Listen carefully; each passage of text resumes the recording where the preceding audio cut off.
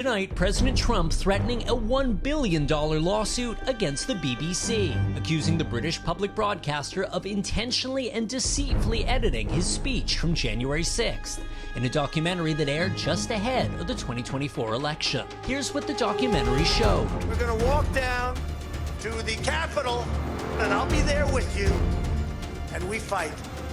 We fight like hell, and if you don't fight like hell, you're not going to have a country anymore. And here's the original, starting off the same. We're going to walk down to the Capitol, and we're going to cheer on our brave senators and congressmen and women. But the next part of the speech was actually almost an hour later. And we fight. We fight like hell, and if you don't fight like hell, you're not going to have a country anymore. In a letter to the BBC obtained by NBC News, the president's legal team demanding you immediately retract the false, defamatory, disparaging, and inflammatory statements made about President Trump. The BBC's chairman, Samir Shah, today apologizing. The apologizing is for the way the team edited President Trump's speech to his supporters on January 6th.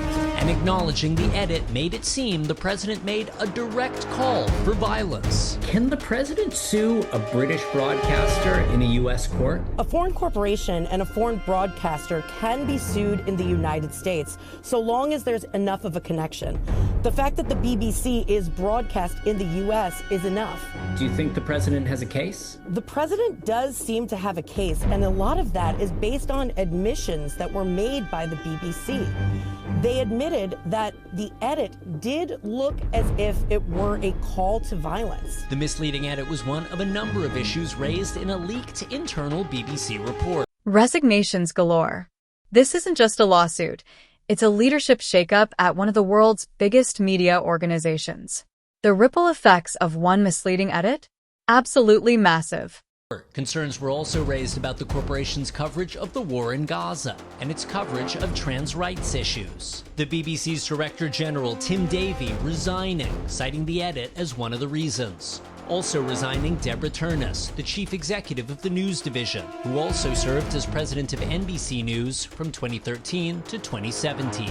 I stepped down over the weekend because the buck stops with me. But I'd like to make one thing very clear.